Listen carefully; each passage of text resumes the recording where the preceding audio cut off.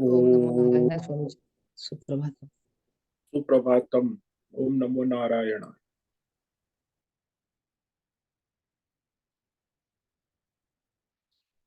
ओ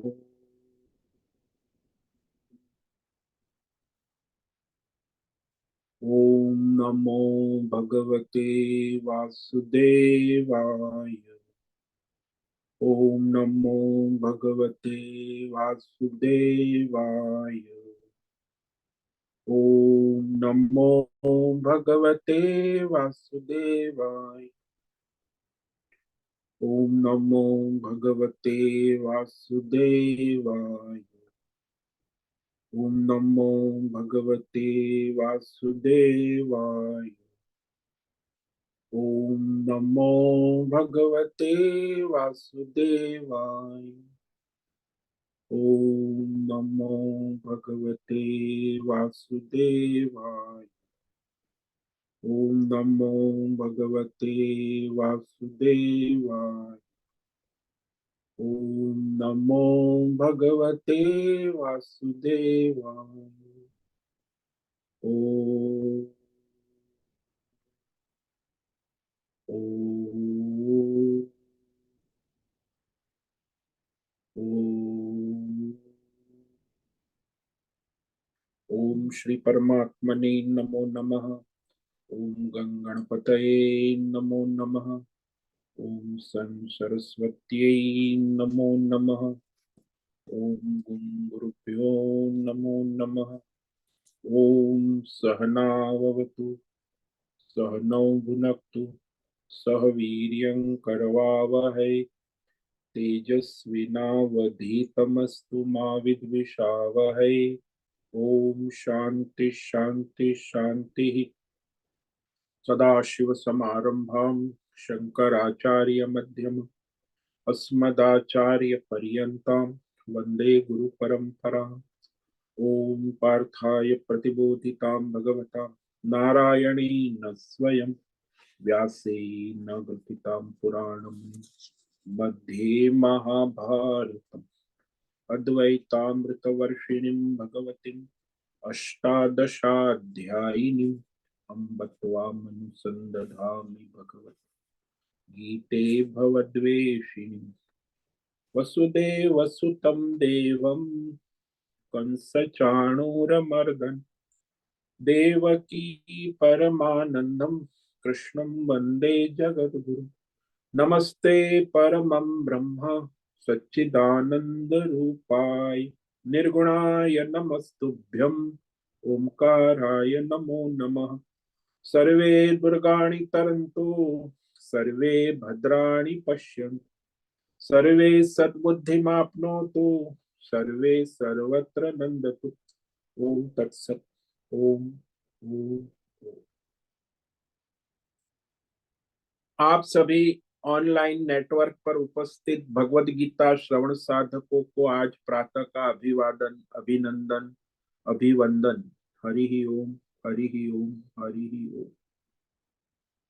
हम सबको आज का यह दिव्य दिन तन मन धन जन देश काल विषय वस्तु परिस्थिति अवस्थाएं अध्यात्म भौतिक दैवी क्षेत्र व्यष्टि समष्टि सभी को अपने अपने पूर्व में अनंत जन्मों में किए हुए संचित पाप पुण्य धर्म अधर्म मिश्र कर्म के पके हुए फलस्वरूप वर्तमान में आज सभी को अपने अपने प्रारब्ध अनुसार परमेश्वरी अचिंत्य योग माया के माध्यम से प्रसाद स्वरूप में प्राप्त हुआ है। अतः आज का यह दिव्य दिन परमार्थ हेतु निष्काम सेवा यज्ञ देव यज्ञ ऋषि यज्ञ पितृ यज्ञ मानवता यज्ञ भूत प्राणी यज्ञ सात्विक दान शारीरिक वाचिक मानसिक तप निष्काम कर्म योग ध्यान योग भक्ति योग ज्ञान योग साधना स्वाध्याय वेद शास्त्रों का अध्ययन अध्यापन उपासना आराधना के लिए समर्पित करे और करवावे।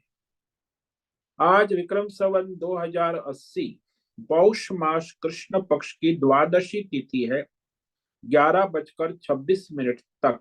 उसके बाद त्रयोदशी तिथि लग जाती। आज है पुनर्वसु नक्षत्र ये दोपहर 2:16 तक। उसके बाद पुष्य नक्षत्र लग जाता। आज है बुधवार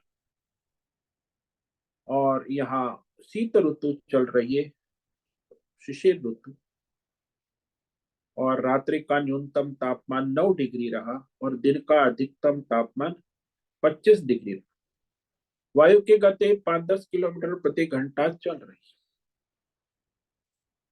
तो यहाँ सुबह का कोहरा छाया हुआ है और अभी 10 डिग्री तापमान है। ईस्वी सन 2024, 7 फरवरी 2024, सुबह के 7 बजने वाले हैं। कलयुग का प्रथम चरण 5248वां वर्ष, 7वां वैवस्वत मनवंतर श्वेत वराह कल ब्रह्मा जी का 26वां दिन और 51 वर्ष अभी चल रहा है। तो ऐसे अनंत कोटि ब्रह्मा और ब्रह्मांडीय परमेश्वरी अचिंत्य योग माया में हमारा यह एक ब्रह्मांड, इस ब्रह्मांड में ये पृथ्वी लोक में समुद्र के ऊपर जम्बू द्वीप में विश्व का एकमात्र वैदिक राष्ट्र भारत में उत्तर हिमालय प्रांत में उत्तराखंड राज्य में टिहरी जिले में हिमालयन शिवालिक पर्वतमाला के अंतर्गत मणिकूट पर्वत के ऊपर नीलकंठ महादेव के सामने ऋषिकेश नगरी में मुनि की रेती प्रांत में शीशमजाड़ी अवधूत बाड़ा आश्रम के सी ब्लॉक के पहले माले से 5 नंबर कमरे से गंगा किनारे से हम स्वामी उत्तमानंद सरस्वती भगवत गीता के आचार्य शिष्य स्वामी चिन्मयानंद सरस्वती महाराज चिन्मय मिश्र कविलाद्वैत वेद व्यास भगवत पाद शंकराचार्य की श्रृंगेरी संन्यास परंपरा से शिक्षित दीक्षित सनातन वैदिक भारतीय हिंदू धर्म अनुसार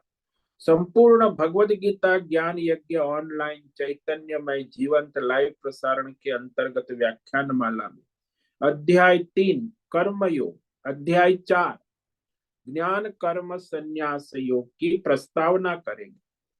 संस्कृत एवं हिंदी में दिव्य पवित्र सरल व्यावहारिक सटीक पूर्ण वर्ण अक्षर पद वाक्य पंक्ति श्लोक अध्यायों की संगति संधि अन्वय शब्दार्थ वाक्यार्थ भावार्थ रहस्यार्थ के यथार्थ तात्पर्य सहित वैदिक शास्त्र वेद व्यास साहित्य शंकर भाष्य एवं परंपरागत सन्यासी आचार्यों की टीका टिप्पणी सहित आज का यह भगवत गीता व्याख्यान करेंगे। कृपया आप सभी श्रद्धा भक्ति ध्यान से परिपूर्ण होकर के यह दिव्य श्रवण साधना करें। इसमें से कुछ ग्रहण करें, कुछ धारण करें, कुछ अपने जीवन में चरितार्थ करें और उसमें निरंतरता लाए। अपनी अपनी आध्यात्मिक भौतिक दैवी अशांति द्वंद्व मोह विक्षेपों से रहित होकर के शरीर इंद्रिय प्राण मन वचन कर्म से एक रूप एकाग्र होकर के शुद्ध सात्विक सूक्ष्म भगवत विवेक बुद्धि करें। वेद शास्त्र आचार्य परंपरा अनुसार विवेक करे, पुनः पुनः इस व्याख्यान का श्रवण करे, मनन करे, चिंतन करे, चर्चा विचारणा करे, प्रचार प्रसार करे, लिंक भेजे, ग्रुप में शेयर करे, अपना और सबका परम कल्याण करे और करवावे। ओम तत्सत। ओम ओम ओम। तो कल हमने श्रीमद् भगवद गीता अध्याय 3 का सार दर्शन संपूर्ण किया। तो आज से हम भगवद गीता अध्याय 4 ज्ञान कर्म संन्यास योग को प्रारंभ करते हैं। तो यह प्रस्तावना होगी इस अध्याय की। तो जैसे हमने पहले अध्याय में अर्जुन विषाद योग, संसार का स्वरूप मोह शोक और अर्जुन को संसार से वैराग्य विवेक का निरूपण हुआ। पहला अध्याय संसार का स्वरूप है और फिर मनुष्य का स्वभाव ही है कि वो संसार में मोह से राग से आसक्त होकर अपनी प्रवृत्ति और निवृत्ति करता रहता। तो उसका केंद्र बिंदु भगवान नहीं है। जो अज्ञानी मनुष्य है वो अपने कामना अपने राग अपनी आसक्ति अपने मोह के कारण संसार में प्रवृत्त होता है, संसार से निवृत्त होता। तो यहाँ कोई विवेक ज्ञान नहीं है, बस मोह राग से कहा, जहाँ मोह है तो प्रवृत्त होते हैं, मोह नहीं है तो निवृत्त होते। राग है, आसक्ति है, भौतिक अध्यात्म दैव विषय की तरफ मनुष्य की प्रवृत्ति निवृत्ति देखी जाती है, प्रत्येक क्षण हम देखते हैं। खाने बैठा है तो भी वो प्रवृत्ति और निवृत्ति देखी जाती है। करे मुझे मिर्ची पसंद नहीं है, मुझे रसगुल्ला पसंद है, तो खाते वक्त भी वो रसगुल्ले में प्रवृत्त, और एक रसगुल्ला, अरे मिर्ची मत, मिर्ची मत, निवृत्ति। तो मिर्ची में द्वेष है और रसगुल्ले में राग है। बस यही प्रवृत्ति निवृत्ति संसार में मनुष्य करता रहे। तो इसी को संसार चक्र कहा है। ये संसार चक्र क्या है? बस ये अज्ञान से कामना, कामना से राग द्वेष, राग द्वेष से प्रवृत्ति निवृत्ति, और प्रवृत्ति निवृत्ति से कर्म फल, और इस तरह उसका संसार चक्र चलता चलता ही रहता। आपका जीवन देखो सुबह से शाम, और संसार भी चलता रहता है। सारे संसार का चक्र ही ये है, अविद्या, कामना और कर्म। तो जैसी जिसकी जैसी जैसी कामना है उस अनुसार उसे राग द्वेष होते रहेंगे, मोह होगा, आसक्ति होगी। तो भौतिक अध्यात्म दैव विषय का मूल क्या हुआ? संसार। संसार का मूल है काम, और कामना से ही सब मोह उत्पन्न होता है। भाई संसार में मोह क्यों है, परिवार में मोह क्यों है? क्योंकि कामना है।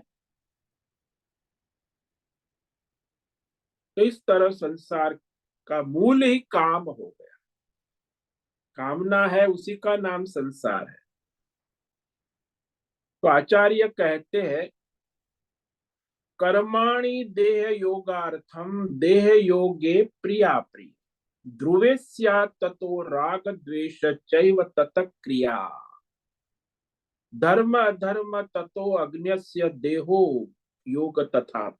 देखो ये शरीर लिया है मनुष्य का, और उसमें चलता क्या है? यही चलता है अज्ञान से, राग द्वेष काम क्रोध लोभ मोह, और ये संसार इसी को कहते हैं। और कर्म भी होते हैं, उसके फल भी आते हैं। तो ये जो वर्तमान में हमें जो हमारा शरीर मिला है, ये हमारे पूर्व में अनंत जन्मों में किए हुए संचित कर्म है। तो संचित कर्मों से वर्तमान में ये जो स्थूल शरीर, सूक्ष्म शरीर, 24 तत्व का पुतला शरीर, और ये आपका परिवार, पैसा पद प्रतिष्ठान मकान दुकान धंधा संसार अपना अपना, इस सब संचित कर्मों का फल है। और मनुष्य का जन्म ही अपने संचित कर्मों के फल को भोगने के लिए ये शरीर और संसार मिला है। भोग के लिए ही वो आवश्यक भी है। वर्तमान शरीर जो है 24 तत्वों का पुतला है, स्थूल सूक्ष्म, 5 ज्ञानेन्द्रिय, 5 कर्मेंद्रिय, पंच विषय, पंच महाभूत, मन बुद्धि चित्त अहंकार, और उसके बाहर का जो संसार, उसकी क्रिया चेष्टा।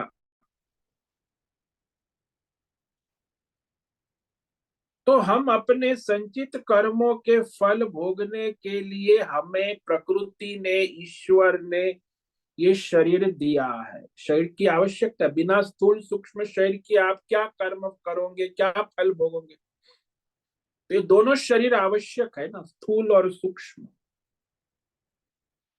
तो इसीलिए हमारे आचार्यों ने कहा कि ये स्थूल और सूक्ष्म शरीर है, वही भोगायतन है, संसार भोग का निवास स्थान।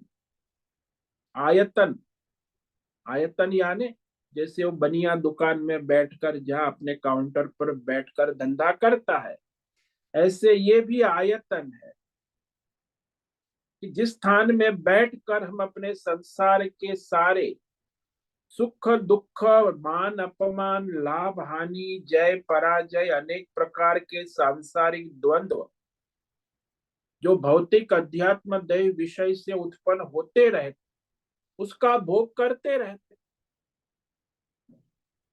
तो बिना शरीर के, स्थूल सूक्ष्म शरीर के, ये संसार के कोई भौतिक अध्यात्म दैव विषय भोग नहीं हो सकता। जैसे आप सो गए, तो सो गए तो वहां न कर्म है न फल है, आप तो निद्रा चद्दर ओढ़ के सो गए, सुषुप्ति। सुषुप्ति में न शरीर की आवश्यकता है, न शरीर है, न सूक्ष्म शरीर कार्यरत है, न संसार है, बस आप है। वहां कोई कर्मों का बंधन नहीं है, न फल का बंधन। लेकिन जैसे ही जग जाते हैं, तो हमें जो ये शरीर मिला है स्थूल सूक्ष्म, ये हमारे संचित कर्मों के कारण। भाई किसी की आंख ठीक है, किसी के हाथ पैर ठीक है, किसी का मन, ये सारा जो आपको मिला है, शरीर इंद्रिय प्राण मन बुद्धि जैसे है वैसे स्थूल सूक्ष्म, ये सभी हमारे संचित कर्मों के कारण प्रकृति के द्वारा प्राप्त है। हमारे पूर्व में किए हुए संचित कर्मों के संबंध से हमें विषय मिले हैं। विषयों का संबंध भी उसी के कारण जो भी हमें मिला है, भौतिक अध्यात्म दैव स्थूल सूक्ष्म शरीर संबंध की प्राप्ति होती है। तो हमारा वेद शास्त्र कहता है, स्वकर्म सूत्र ग्रथितम शरीरम, आपने ही किए हुए संचित कर्मों के धागे से यह शरीर और संसार आपका बना है। सबका अपना अपना शरीर और संसार, धागों से यह वर्तमान शरीर और संसार रूपी कपड़ा बना है।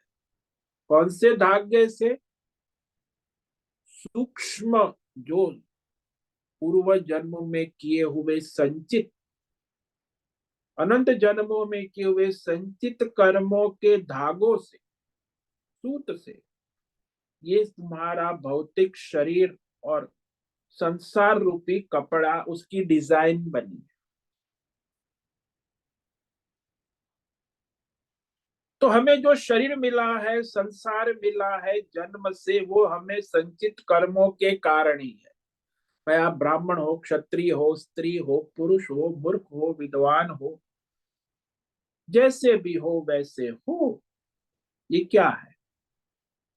सारे हमारे अपने पूर्व में संचित कर्मों के कारण ही प्राप्त हुआ है। और उसमें हमें जो किसी न किसी हमारे कर्म फल प्रारब्ध रूप में सुख दुख प्रत्येक क्षण आते रहते हैं। तो कर्म फल रूपी प्रारब्ध भोग यानी सुख दुख भोगने के लिए ही ये शरीर और संसार मिला है। आप सोचते हो कि मुझे परिवार मिला है केवल सुख भोगने, नहीं, सुख दुख दोनों भोगने के लिए परिवार मिला है। घर मिला है, वो भी घर भी सुख दुख देगा। आपका शरीर मिला है, वो भी सुख दुख दोनों भोगने के, मन बुद्धि, सारा शरीर और संसार जो मिला है, वो सुख दुख भोगने के लिए ही मिला। जैसे ही इसका भोग प्रारब्ध भोग समाप्त होता है, वैसे शरीर और संसार का संबंध समाप्त हो जाता है। शरीर और संबंध का संबंध हट जाता है, क्योंकि प्रारब्ध नहीं है। प्रारब्ध में है तो फिर सुख दुख है। तो पुण्य कर्म है, तो पुण्य कर्म के धागे से हमें पुण्य कर्म फल मिलता है, जो हमें विषय मिलते हैं, अच्छे लगते हैं, प्रिय लगते हैं। तो ऐसा प्रिय विषय का अनुभव, उसे सुख कहते, वृत्ति, सुखात्मक अनुभव प्रिय विषय से होता है। तो प्रिय विषय सुख देते हैं, अप्रिय विषय दुख देते हैं। संसार में हर इंसान के अपने अपने कामना वासना के अनुसार प्रिय अप्रिय विषय होते हैं, इसलिए वो सुखी दुखी होता ही रहे जब तक प्रिय अप्रिय विषय उसके दिमाग में संचित पड़े हुए हैं।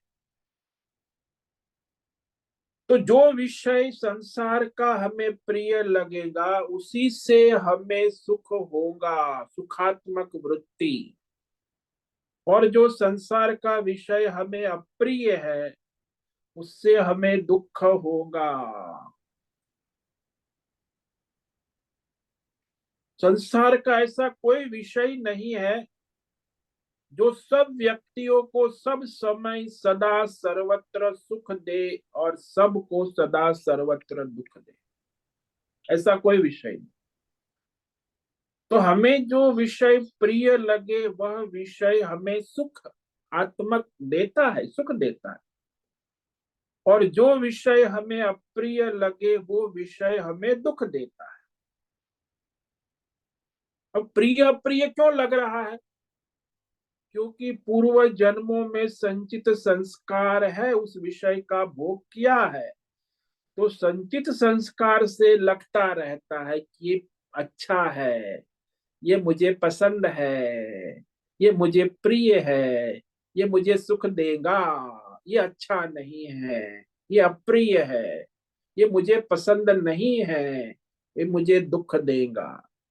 इसलिए जब तक ये पसंद नापसंद, अच्छा बुरा, गुड बैड और ये वृत्ति बनी रहेगी तब तक मनुष्य सुखी दुखी होता ही रहेगा।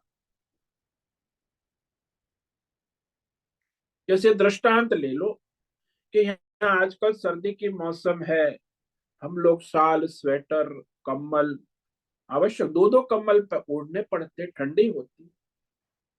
अब इस मौसम में जो शाल है, गर्म शाल, बढ़िया पश्मीना कश्मीरी शाल हमें प्रिय होती, क्योंकि ठंडी की मौसम है। वहीं जब जेठ का महीना आएगा, 40 डिग्री चिपचिपाती धूप होगी और कोई हमारा सम्मान करने वाला आएगा, हमें शाल ओढ़ा देगा। तो एक तो इतनी गर्मी पसीना, उसमें ये जबरदस्ती शाल सम्मान, तो शाल हमें दुख देंगी। है तो गर्म शाल, लेकिन उस समय वो गर्मी 40 डिग्री है और वहां वह मुझे दुख देती, और वही जहाँ ठंडी 10 डिग्री है तो वही शाल मुझे सुख देती। तो वह शरीर को प्रिय लगा, इंद्रिय को प्रिय लगता है। शाल जब शरीर इंद्रिय को प्रिय लगती है, मन को प्रिय लगती है, इंद्रिय को प्रिय लगती है, तो वो हमें सुख देती। कोई भी प्रिय वस्तु है, विषय है, वही सुख देता है। अप्रिय विषय कभी किसी को सुख नहीं दे सकता। जब अप्रिय लगता है तो दुख ही देता है। आप देखो घर में भी आपके अपने बच्चे हैं, जब प्रिय लगते हैं तो प्रिय बच्चे, आपकी संतान आपको सुख देती है, और जब आपको अप्रिय लगते तो आपकी संतान आपको दुख देती। रोज सुबह से शाम आपके घर में ही आपके स्वजन भी आपको प्रिय अप्रिय लगते हैं। जब अपनी कामना वासना के अनुकूल है तो प्रिय लगते हैं, जब अपनी कामना वासना के प्रतिकूल है तो अप्रिय लगते हैं, दुख देते। इस सुबह से शाम सबके जीवन में होता है। तो सुख दुख तो दिन भर चलता है। तो विषय से सुख दुख होता है। तो जैसे काल की बात है, देश की बात है, उसमें भी देखो कि गर्मी की मौसम मारवाड़ में हमें दुख होता है, और उसी गर्मी के मौसम में हम हिमालय चले आते हैं तो वहां हमें सुख होता है। तो देश देश का प्रयोजन। फिर काल में भी हमें सुख दुख, काल की बात है, वैसे देश की भी बात है। देश काल और विषय तीनों में सुख दुख होता है। विषय भी प्रिय होना तो भी सुख देता, काल भी प्रिय होता है और देश भी। तो किसी देश के अंदर जो विषय हमें सुख देता है वह हमें किसी देश में वही विषय दुख देता है। वही तो मैंने कहा ना अभी आप, कि पहाड़ों में बर्फ गर्मी की मौसम में वो सुख देती है, वही सर्दी की मौसम में दुख देती है। और यदि पहाड़ में आप घूमने गए हैं, बर्फ के ऊपर चलने के जो जूते हैं विशेष, तो वहां पहाड़ पर बर्फ पर चलते समय वो प्रिय लगता। लेकिन वही जब रेगिस्तान, राजस्थान के रेगिस्तान में आप चले गए, तो वो जूते आपको दुख देते, अप्रिय लगते, यानी दुख देते। सो देश, काल और विषय बदल जाए तो प्रिय वस्तु भी अप्रिय हो जाती है। जब हमारा पेट खाली है, उपवास है, व्रत है, मानो कल एकादशी थी, आपने निर्जला व्रत किया हो, और फिर सुबह आपको 3 दिन की बासी बाजरे की रोटी मिले, तो प्रिय लगती है कि अरे सुबह नाश्ते में बाजरे की रोटी और दही खा लेंगे, तो प्रिय लगती है। क्योंकि निर्जला उपवास था ना, तो कल 24 घंटे कुछ नहीं पिया खाया, तो भूख बड़ी तेज लगती। तो भूख जितनी तेज लगती है उतना ही स्वाद भी अधिक आता है।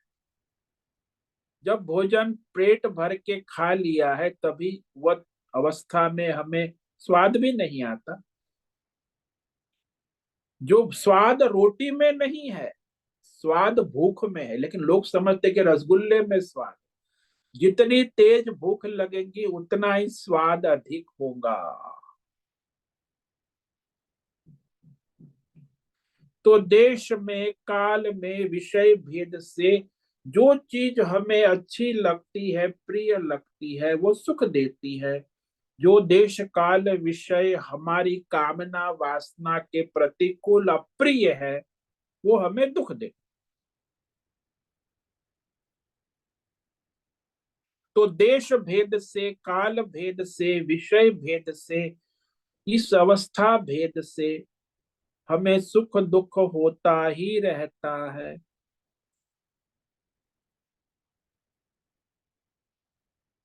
तो प्राय मनुष्य सोचते हैं कि, हम सोचते हैं कि धन से तो हमेशा प्रिय होता होगा, धन तो हमेशा सुख देता होगा। लोग समझते धन से सुख है, लेकिन वो भी दुख देता है। जैसे देश काल विषय धन, तो यहाँ देश काल में पैसे से जब काम हो जाता है, तो पैसा सबको प्रिय लगता है। सभी अवस्थाओं में मनुष्य को देश काल विषय में पैसे से काम हो जाता है, तो पैसे सुख देते हैं। ऐसा लगता है कि पैसा ही सब कुछ है।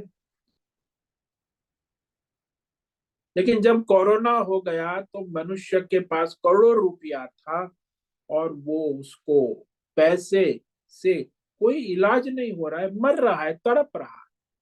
वो कहता है पैसे ले लो, करोड़ 50 करोड़ ले लो, मुझे बचा लो। डॉक्टर क्या करेगा, कोरोना हो गया है। तो पैसा दुख देता है। या तो फिर किसी के पास काले धन का पड़ा है, हमारे एक थे या स्मगलर, तो घर में उसने 100 करोड़ इकट्ठा किया। अब वो इनकम टैक्स वाले की रेड पड़ गई, तब 100 करोड़ उसकी पत्नी को कहते, इसमें से पैसे जो है इसको जला दो, भट्टी में डाल दो, क्योंकि इनकम टैक्स की रेड पड़ेंगी, यदि पैसे मिल गए तो मुझे जेल में ले जाए, भट्टे में डाल। तो पैसे अप्रिय हो गए, रेड पड़ गई, तो पैसे पहले प्रिय थे, बाद में अप्रिय हो गए इनकम टैक्स की रेड से। तो यह सारा संसार में चाहे कोई भी हो, पैसा हो, देश हो, काल हो, विषय हो, वह प्रिय अप्रिय देश काल परिस्थिति के अनुसार होता ही रहे। तो घर में रखना पैसा अच्छा लगता था, वही घर में लाने के बाद बुरा हो जाता। तो इसी तरह देश काल विषय अवस्था में प्रिय होता है, वह प्रतिकूल परिस्थिति आती है तो वही विषय अप्रिय हो जाता है। अमेरिका में लोग बड़े फ्रेंडशिप करते हैं, बड़ी फ्रेंडशिप चलती है, बड़ा लव होता है, रोमांस होता है, फिर बड़े धूमधाम से विवाह भी होता है। फिर क्या होता है, फिर बड़े धूमधाम से डिवोर्स भी होता है। ये 2-4 बार शादी तो होती है, क्योंकि भाई एडवांस कंट्री है, दुनिया के प्रगतिशील विकासशील राष्ट्र है विश्व का, बहुत प्रगति करते हैं। तो प्रिय अप्रिय विषय के अनुसार सुखी दुखी होते रहते। तो भाई विकसित राष्ट्र का विकसित विचारधारा, और वो लोग सुखी के पीछे, लेकिन कोई सुख अमेरिका में भी सब कुछ सुख नहीं। कल हमने रिपोर्ट पढ़ा था कि हमारे देश की जो वार्षिक मनुष्य की आय है वो $2500 है। चाइना के एक मनुष्य की वार्षिक आय $12,500, और अमेरिका के एक मनुष्य की वार्षिक आय $75,000। यानी कहा हमारी आय और का विकसित राष्ट्र दुनिया का सबसे, लेकिन 4 बार विवाह करता है, एड्स कैंसर और रोग बीमारी शारीरिक मानसिक की दवा खाता है। और विकसित राष्ट्र 70% लोग मानसिक रोग की दवाई खाते हैं और 90% लोग शारीरिक दवा रोग की दवाई खाते हैं। और अमेरिका दुनिया का विकसित राष्ट्र माना जाता है, प्रगतिशील। तो ये सब दुनिया की है देश काल विषय। भारतीय को लगता है कि सबको अमेरिका जाने का वीजा मिलना चाहिए, अमेरिका के लिए दीवाने हैं भारतीय, विकसित राष्ट्र। तो इस तरह संसार में देखा गया कि स्थूल सूक्ष्म शरीर और संसार, उसमें जीव भाव कामना के संबंध होने पर प्रिय अप्रिय अनुभव होगा। जब तक कामना वासना है, अहंकार है, स्थूल सूक्ष्म शरीर का संबंध है, तो प्रिय अप्रिय सुख दुख का अनुभव सुबह से शाम जन्म से मरण मनुष्य लाखों करोड़ों बार करता है और करता रहे। कभी सुखी कभी दुखी, कभी खुशी कभी गम, तो ये अनुभव होता ही रहे। और बिना शरीर के और संसार के कुछ प्रिय अप्रिय कैसे लगेगा? जब शरीर है, संसार है आसपास, भौतिक अध्यात्म दैव, तब हमें प्रिय अप्रिय होते विषय सुख दुख देते रहे। जो प्रिय लगेगा वह सुख हमारे, वैसे तो वो जो सुख दे रहा है, प्रिय लग रहा है, वो भी हमारे पूर्व में किए हुए संचित कर्मों का फल। और जो हमें अप्रिय लग रहा है वो भी हमारे पूर्व में किए हुए संचित कर्मों का फल है, जो वर्तमान में हमें अप्रिय लगता। घर में भी देखो ना कि उसको मामा अच्छा लगता है, लेकिन मामी अच्छी नहीं लगती। किसी को चाचा अच्छा लगता है, चाची अच्छी नहीं। किसी को भाई अच्छा लगता है, बहन अच्छी नहीं। तो इस तरह पति पत्नी में भी होता। तो संचित कर्म के अनुसार यह सारा प्रिय अप्रिय चलता है। तो सुखी दुखी तो होगा ही मनुष्य जीवन भर, किए हुए कर्मों के अनुसार शरीर और संसार की प्राप्ति होती रहती है। तो ये जो शरीर और संसार है हमारे 24 तत्वों का धागा प्रिय अप्रिय अनुभव करने के लिए है। इसीलिए प्रत्येक मनुष्य को प्रतिदिन सुख दुख अवश्यम भावी, अवश्य होना ही है। सुख दुख भोगने के लिए ही हमें ये शरीर, स्थूल शरीर सूक्ष्म शरीर की प्राप्ति हुई है। क्यों मिला है भाई ये? क्योंकि पूर्व जन्मों में संचित कर्म किया है, तो उससे ही ये शरीर और संसार मिला, अपने आप नहीं मिला है, अपने ही कर्मों का, संचित कर्मों का फल। और स्थूल सूक्ष्म शरीर में प्रिय अप्रिय सुख दुख का अनुभव भी संचित कर्मों के अनुसार ही होगा। तो प्रिय विषय जो होगा उसमें हमें राग होगा, मोह होगा, आसक्ति होगी। और जो अप्रिय विषय उसमें द्वेष होगा, त्याग होगा, तृणा होगी। तो अप्रिय विषय हमारे अंदर द्वेष उत्पन्न करेगा और प्रिय विषय राग उत्पन्न करेगा।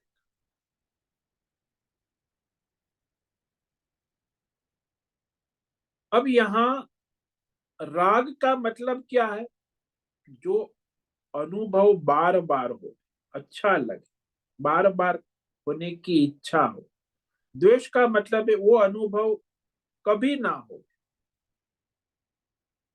प्रिय विषय हमें बार बार मिले, अप्रिय विषय हमें ना मिले, उसे द्वेष कहते। तो एक हमें मिले और एक हमें ना मिले। प्रिय विषय में राग, अप्रिय विषय में द्वेष होते ही है। और देखा गया है संसार में कि जिस विषय में राग होता है उसकी प्राप्ति के लिए प्रयत्न, क्रिया, कर्म बड़े जोर शोर से करते। और जिस विषय में द्वेष होता है उसकी निवृत्ति, तिरस्कार, त्याग बड़े जोर शोर से करते। ये द्वेष है, प्रिय नहीं है, वो विषय मुझे प्रिय नहीं है। तो इस तरह प्रयत्न क्रिया करते, ये सारे प्रयत्न संसार में राग द्वेष से होते हैं। और भगवान ने अभी तीसरे अध्याय में कह दिया ना, किस राग द्वेष में वश में होकर यदि तुम कर्म करते हो, जीवन जीते हो तो बर्बाद।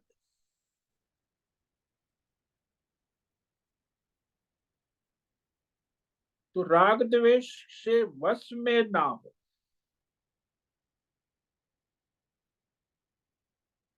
तो यहाँ राग द्वेष नहीं होंगे तुम में, यह हम नहीं कह रहे हैं, परंतु आगे कर्म क्रिया राग द्वेष के वश में आकर मत मत करो। तयोर न वशम आगच्छे तव यस्य परिपंथी। भगवान ने तीसरे अध्याय में कह दिया कि तुम्हें शास्त्र धर्म परंपरा के अनुसार यदि स्वधर्म करना है तो इस राग द्वेष के चक्र में ना पड़े। तो सारा संसार जो है, ये संसार चक्र है, वो अज्ञान से, कामना से, राग द्वेष से, कर्म और फल से चलता रहता है सभी मनुष्य का। तो आचार्य कहते हैं कि संसार का मूल क्या है? कहते देखो, मूल जो है वो अज्ञान है। आत्मा और अनात्मा, अनात्मा और आत्मा की मिलावट है।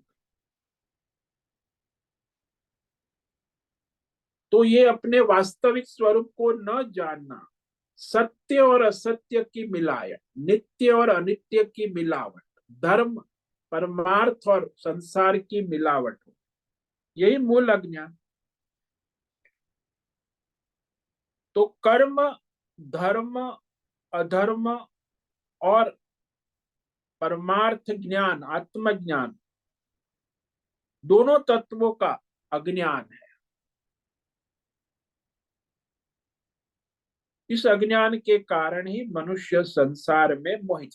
क्या करना चाहिए, क्या नहीं करना चाहिए, इसका शास्त्रीय अज्ञान है। तो अभी जो हम लोग करते हैं वो क्या करते हैं? दुनिया में 99% मनुष्य क्या कर, अपने राग द्वेष से प्रवृत्त होकर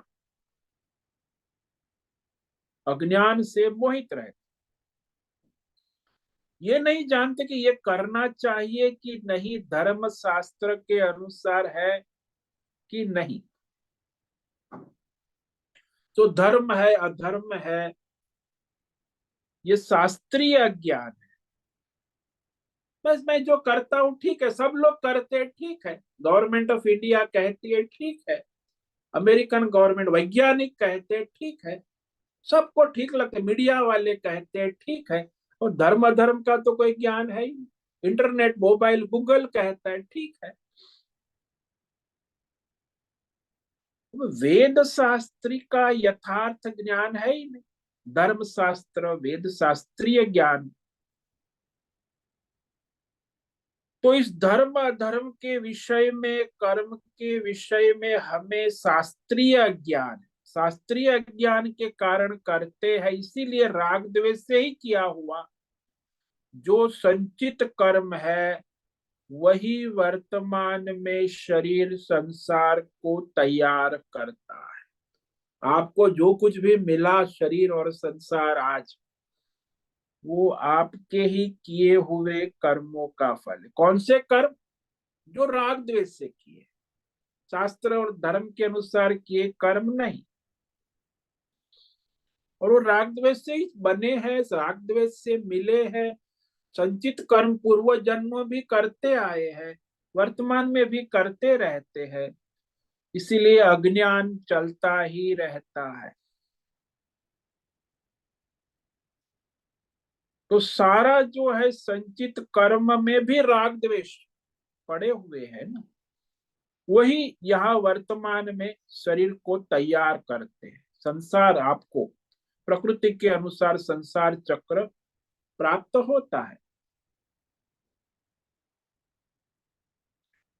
तो ज्यादातर मनुष्य को वर्तमान क्षण में प्रारब्ध अनुसार क्या करना चाहिए क्या नहीं करना चाहिए, इसका शास्त्रीय अज्ञान है।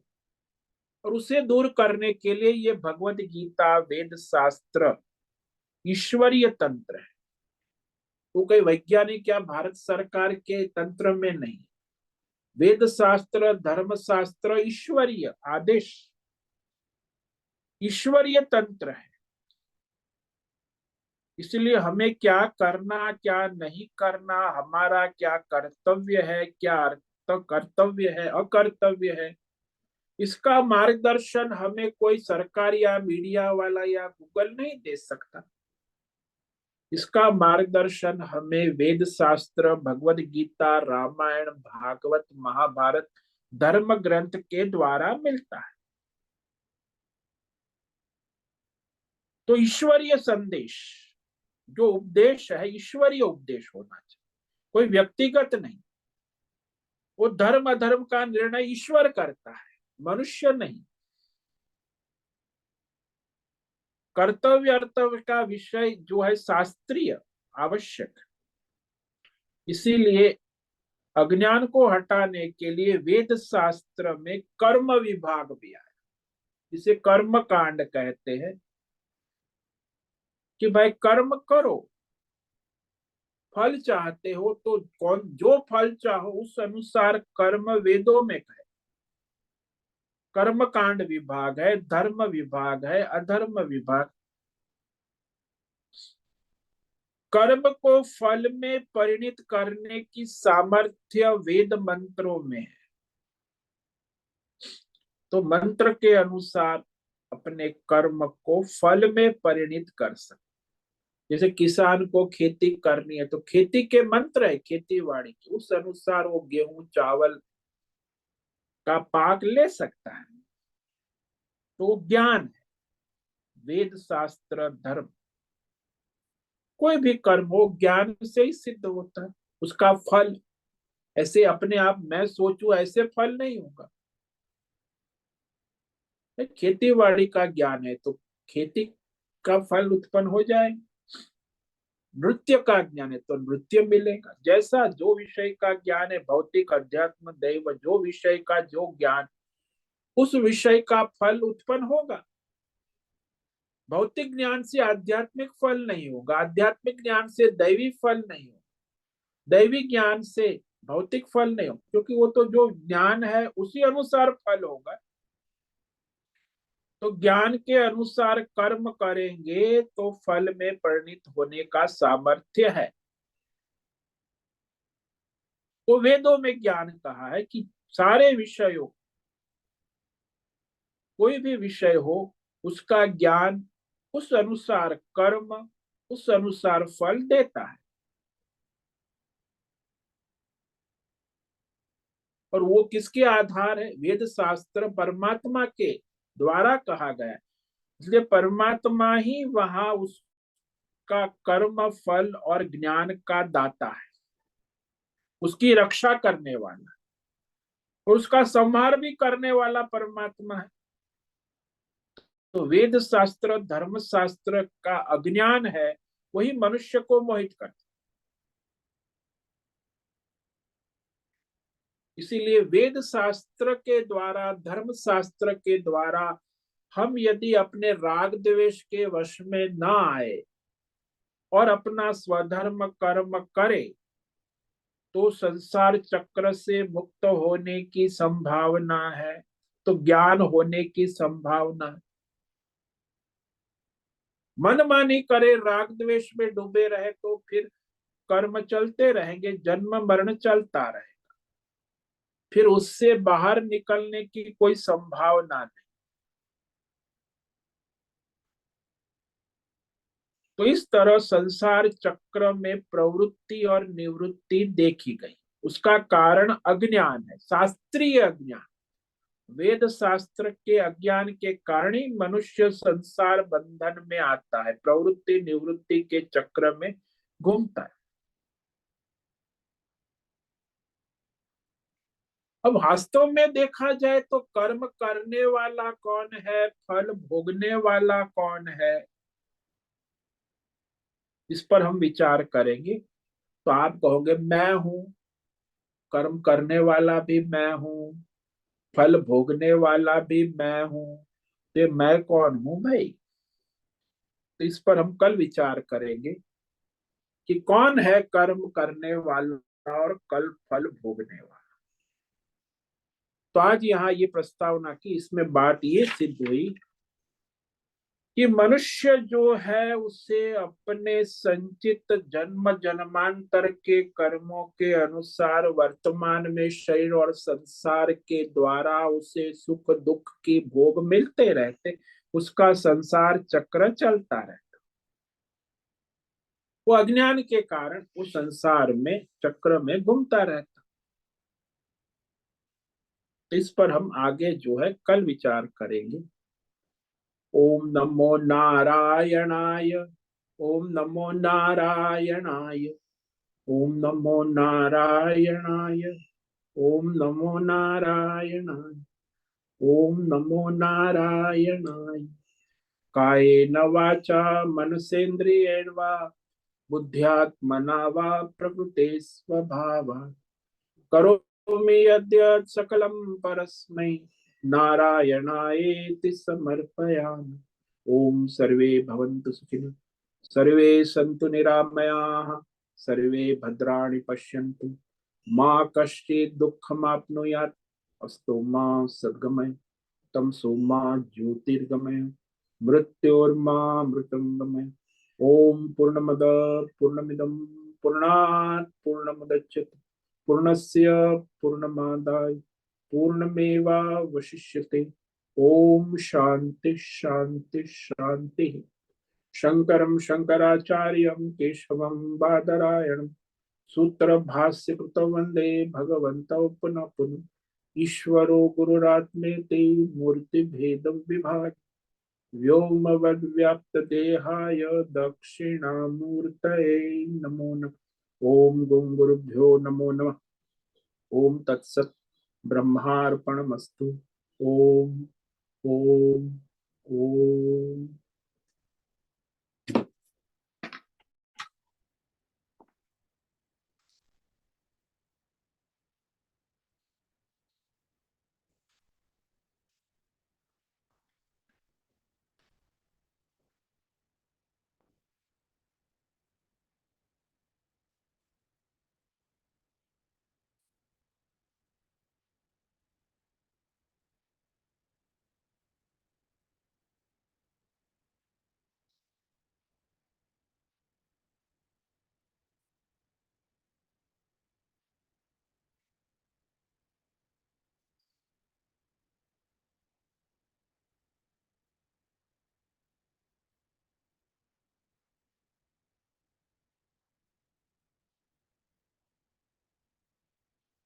प्रश्नोत्तरी का समय है। किसी भी साधक को कोई प्रश्न है अभी पूछ सकते हैं।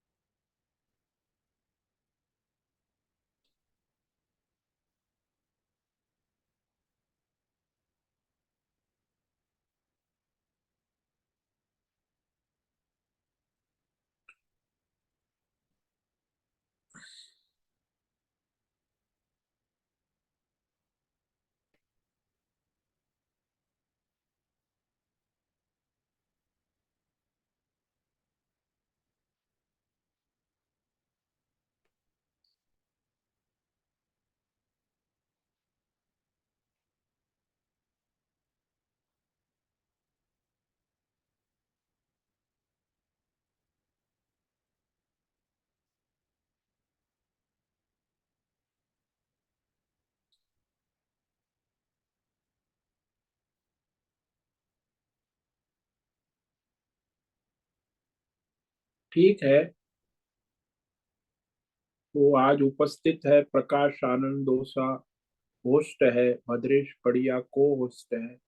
अंजलि जोशी, आरती जादव, आशा कोटक, बी आर मोहन, बीबी शर्मा, बीना चितलिया, गीता मेनन, इला जोशी, जयंती पांडा, ज्योति धूमल, लीलावती बेड़ेकर, नेहा, मीरा उच्चिल, मीनाक्षी काले, मीना सतीश सिंघाड़े, मेधा जोशी, मीनाक्षी संजय काले, मुन्नालाल यादव, नैना पुरोहित, पंकज भट्ट, पृथ्वीराज मालव, राजेश मोलकर, संजीवनी श्रीरंग रानडे, शैलजा कुलकर्णी, शंकर सिंह, सुचिता पाटिल, सुनील ठाकुर, सुरेश कुमार, तेजस पटेल, उषा मेनन, विनायक कुटोजी, विशाल बेड़ेकर, सुनंदा शाह। तो आज इतने साधक उपस्थित है। कल आगे विचार करेंगे इस चौथे अध्याय की प्रस्तावना में, जो मनुष्य का जीवन कैसे है, तो उस विषय में कल विचार करेंगे। ओम। ठीक है, सभी साधकों को आज का ओम नमो नारायणाय। सभी साधकों को ओम नमो नारायण। ओम नमो नारायण। ओम नमो नारायण ओम स्वामी। नमो नारायण स्वामी जी। सभी को ओम नमो नारायण। ओम नमो नारायणाय। बहुत से निवेदन है, आज का सत्संग पूर्ण करें। ओम नमो नारायणाय। आज का यह दिव्य सत्संग हम यही पूर्ण करते हैं। सभी साधकों को ओम नमो नारायणाय। सभी साधकों को ओम नमो नारायण। ओम नमो नारायण।